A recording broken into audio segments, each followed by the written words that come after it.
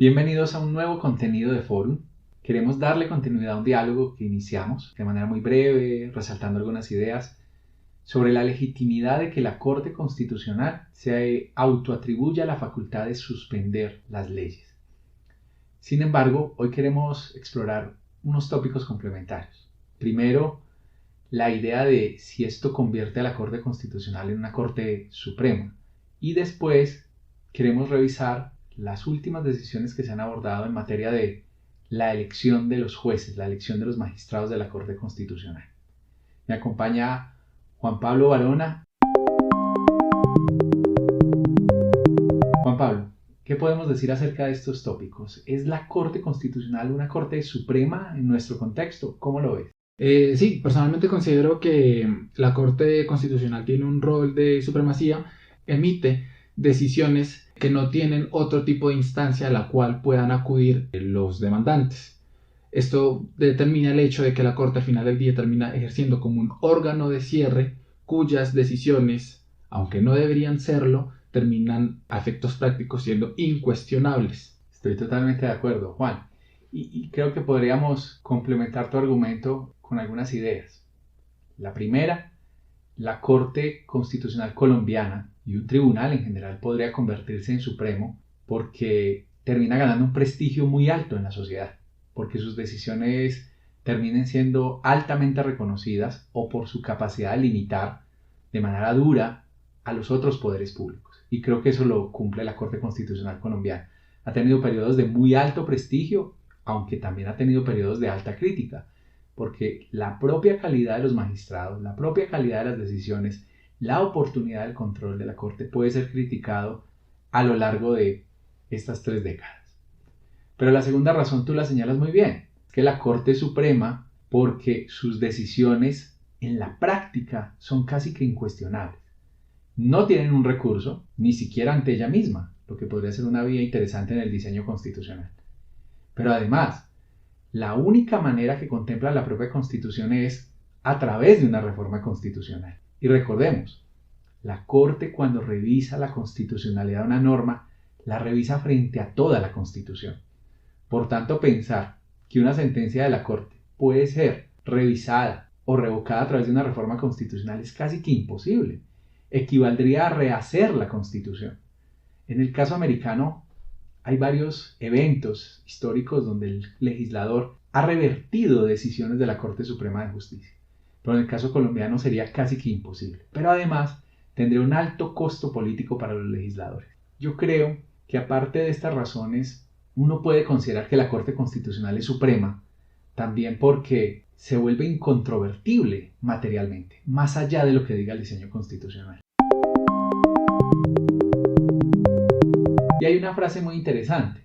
¿Cuáles son las cortes constitucionales más poderosas del mundo? Juan, ¿tú crees que la colombiana está en los primeros lugares? ¿Crees que la Corte Suprema de la India? ¿Cuál crees que podría ser esa corte? Considero que la Corte Constitucional puede ser una de las más poderosas y principalmente por el desarrollo jurisprudencial que ha tenido. Y es que la Corte Constitucional, y es algo que hemos aceptado como sociedad, ha venido autoatribuyéndose facultades que taxativamente no tiene en la Constitución. Y nosotros lo hemos visto como algo incluso positivo o necesario, así pueda ser riesgoso en un futuro. Me gustaría también, por ejemplo, listar a la Corte Suprema de los Estados Unidos por sus características de jueces con un periodo vitalicio y que siempre tienen mucha dependencia al momento político, si el magistrado es conservador o si es progresista y cómo están las cargas. En ese punto, creo que es pertinente hablar sobre los magistrados que tenemos en la actualidad y la manera en la que estos se eligen. Y es que los criterios o los mecanismos que tenemos de elección son en verdad razonables o deberíamos pensar en una modificación hacia ellos. No sé usted qué considera, doctor. Muy bien, Juan. Y es que todo este diálogo tiene que apuntar a la legitimidad del Tribunal Constitucional. Y entonces cuando uno dice que una Corte Suprema, lo que está poniendo en vilo es si la Corte cumple fielmente su papel como defensora de la Constitución, desde un ámbito prudente, leve, metódico incluso, o si por el contrario se convierte en protagonista de la Constitución. la reescribe, la cuestiona y al final de cuentas esa corte se vuelve más suprema. De ahí el diálogo que tuvimos en el otro contenido o podcast acerca de cómo la corte se autoatribuye una función que no está descrita en la Constitución: suspender provisionalmente las leyes. Los que la defienden porque creen que la Constitución implícitamente le da esa facultad, toda norma que se oponga a la Constitución debe ser inaplicada. O los que creemos que es un ejercicio de extralimitación, que puede ser conveniente, que podemos celebrar en algunos casos, que la misma Corte ha delineado unos requisitos para eventos notorios, con una carga de la prueba, como se vio en el caso de la Ley de Paz, para el demandante, pero que sin lugar a dudas le termina entregando todo el poder a la Corte. Son los magistrados los que van a decidir si les parece que el caso es notorio, que hay una amenaza directa al orden constitucional. Dependemos finalmente de ellos. O sea que sí podemos hablar de que esta Corte Constitucional se ha convertido progresivamente en una Corte Suprema. Pero aparte de eso, estás señalando un tema trascendental que hemos vivido en los últimos días con la elección del último magistrado, quien va a reemplazar al juez Linares, que está ostentando el cargo de secretario jurídico de la Presidencia de la República. Algo similar a lo que vivimos en el gobierno Uribe, con el caso de Mauricio González Cuervo, o en el caso del gobierno Santos, con Cristina Pardo. En cualquiera de los casos es una situación lamentable. ¿Por qué? Porque estamos creyendo que basta la incidencia del presidente, ternando de cualquier manera, sin convocatoria pública, sin periodos de auditaje social, sin críticas y con la baja calidad del proceso de selección que hace el Senado de la República. Estamos eligiendo jueces simplemente porque recaudaron los votos en el Senado o porque tienen la gracia de las mayorías del gobierno. Y eso nos tiene que llevar a cuestionar, ¿basta eso para tener legitimidad? ¿Le transfiere la legitimidad popular el Senado cuando elige a los magistrados? Y si a esto le sumamos una Corte que se autoatribuye facultades, que reescribe la Constitución, que es la que puede definir en último momento si suspende o no suspende una ley, el resultado puede ser un resultado lamentable. Y al final de cuentas, ¿quién pierde? Pierde la sociedad, pierde la Constitución, que se supone que es una Constitución material para la gente, y perdemos todos en el sentido de que la Constitución pierde primacía. No es suprema la Constitución, son supremos los jueces. En ningún momento queremos decir que no son importantes, sé que en eso estamos de acuerdo, son muy relevantes, pero acá habría que ponerle un orden a las cosas, un orden que sea lógico en un Estado de Derecho. Nos tiene que preocupar todo esto, tanto que la Corte se vaya convirtiendo en suprema, que se autoatribuya facultades nada más y nada menos que para desafiar el principio de legalidad que toda la vida la propia Corte defendió en su jurisprudencia, y que ahora, esto sí como un elemento externo, los magistrados de la Corte lleguen nuevamente, porque esto es una situación que apenas ahora estamos señalando. Esto viene ocurriendo hace mucho, solo que no le damos la importancia. Fruto tal vez del mismo prestigio de la Corte. Creemos que todo lo que está en la Corte es adecuado. Eso es un romanticismo constitucional que no nos ayuda. Tenemos que avanzar hacia la crítica. Todos estos magistrados tienen que ser electos de una mejor manera, por una razón central. Son los defensores de la Constitución, y la Constitución es una norma para todos. Entonces creo que hay un problema mayúsculo y lo ha señalado muy bien. ¿Cómo crees tú que podríamos avanzar en unos lineamientos básicos? Porque esto es un debate muy grande, para optimizar esa legitimidad de los jueces a través de la selección. Aunque tienen que ser lineamientos básicos, siento que el problema está en la raíz de cómo está escrito el texto para elegir el método de selección de los magistrados. Y es que al final del día, magistrados que van a tener que decidir sobre las decisiones del legislativo o del presidente están siendo ternados y siendo elegidos gracias a favores que le están debiendo a esos mismos senadores que los están eligiendo. Entonces, principalmente creo que el sistema tiene que cambiar en el sentido de que no puede ser el presidente quien terne, y mucho menos a un funcionario que estuvo bajo su jerarquía y debiéndole obediencia y después va a terminar decidiendo.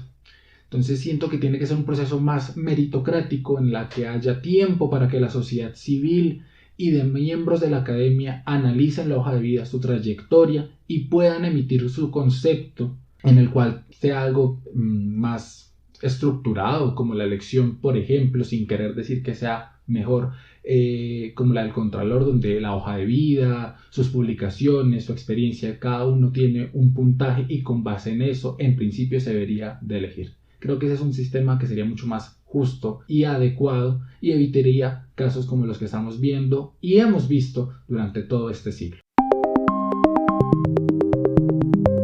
Y estamos de acuerdo. Todo sistema tiene fallas. Siempre va a generar insatisfacción. Pero sí podríamos llegar a construir colectivamente un mejor diseño de la Constitución centrado en la meritocracia, es decir, en la selección de los mejores bajo criterios técnicos como la experiencia. La edad nos tiene que importar, porque la edad revela conocimiento, la edad revela la capacidad de la sociedad de auditar. Nosotros podemos auditar mejor a los más viejos porque tienen más experiencia y porque sabemos ya quiénes son. Por eso, como tú dices, la exposición de la hoja de vida, la exposición de su experiencia, de sus estudios, de su conocimiento específico del derecho constitucional, de su conocimiento específico del derecho. Pero también nos tiene que preocupar la regionalización, porque es que los defensores de la Constitución no están todos concentrados en Bogotá, o en ciertas universidades o en ciertas instituciones, o todos los defensores de la Constitución tienen que ser alfiles del gobierno o pertenecer a ciertos partidos. Eso nos tiene que preocupar. Nos tiene que preocupar el carácter pluralista, nos tiene que preocupar el género, la raza, la diversidad étnica. Es decir, que es un trabajo muy importante de diseño constitucional. Pero mientras tanto, seguimos eligiendo este tipo de magistrados. E incluso, lo más grave para mí, que los conocemos tan pronto llegan a la corte. Porque antes no son personajes públicos o no es que les tengamos que pedir que sean famosos o reconocidos, no, pero no son fácilmente auditables. Por eso un procedimiento como estos tendría que tener periodos donde todos conozcamos la información, tendría que ser dirigidos por una entidad externa al propio legislativo, al propio Poder Judicial, al propio Poder Ejecutivo. Porque es que estamos hablando de la defensa de la Constitución, si es que nos tomamos en serio esa defensa. Porque mientras tanto estamos reproduciendo un modelo, el modelo de los tribunales constitucionales, que seguramente ya está en crisis. Está en crisis por los momentos que estamos viviendo, está en crisis por las mismas dificultades que plantea el presidencialismo, que plantea la crisis de representatividad del legislador, que plantea también las críticas que hay al mismo Poder Judicial, a la misma Constitución. En la medida en que construyamos colectivamente esos mecanismos de selección, estos criterios públicos que, con sumo respeto, he tratado, por ejemplo, de exponer en el constitucionalismo procesal débil, vamos a avanzar a niveles de auditaje. Y el auditaje es nada más que la capacidad de cualquier ciudadano de impugnar, de señalar, de revisar, pero también de escuchar qué piensan esos magistrados antes de ser electos. Yo creo que lo que hace el Senado de la República en cuanto a las preguntas, en cuanto al conocimiento, en cuanto a la capacidad de dominar cada una de las partes de la Constitución, es muy deficiente.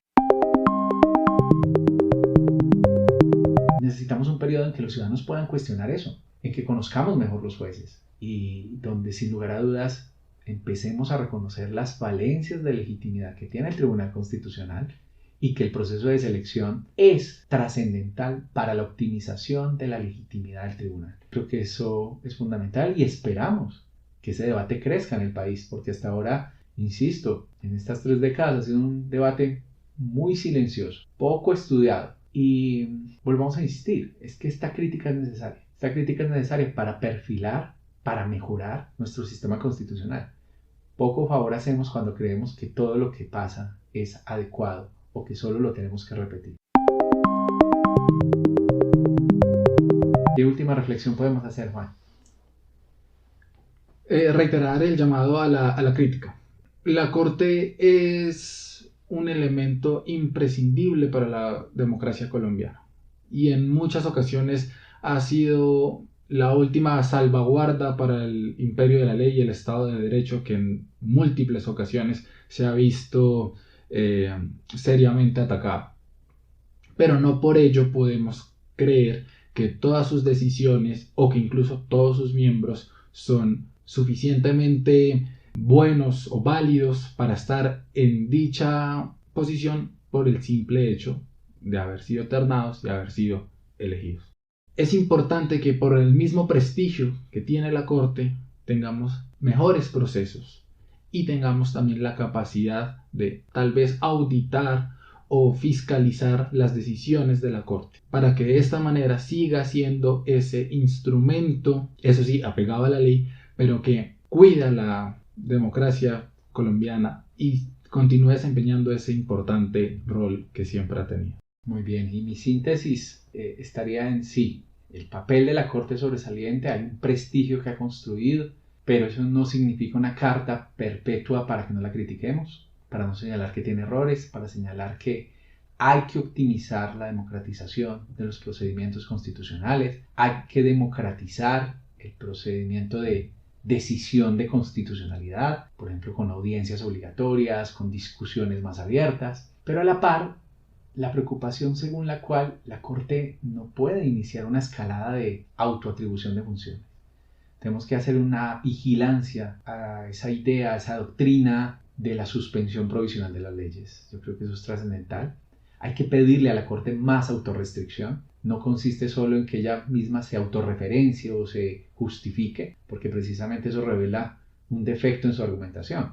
Pero a la par, creo que otro elemento relevante es cuando decimos cuál es la Corte más poderosa del mundo. Y la Corte colombiana es la respuesta o está entre esas primeras cortes. No nos debería dar orgullo, porque lo que está revelando es que hay unas extralimitaciones, que no impera la Constitución como norma, que no impera la Constitución como herramienta social, sino que, tal vez con la mejor buena fe, en un favor contraproducente, como he insistido, la Corte se está posicionando por encima del resto de poderes públicos y, lo más gravoso, por encima de la Constitución. Pero como un elemento adicional, que surja el debate, la construcción pública de un mejor procedimiento de selección. Eso nos puede dejar más tranquilos y, sin lugar a dudas, como señalas, optimizar a la democracia constitucional colombiana. Muchas gracias para todos. Estas fueron algunas ideas breves, generales, sobre un debate que es muy profundo y que esperamos seguir profundizando. Gracias por escuchar Forum,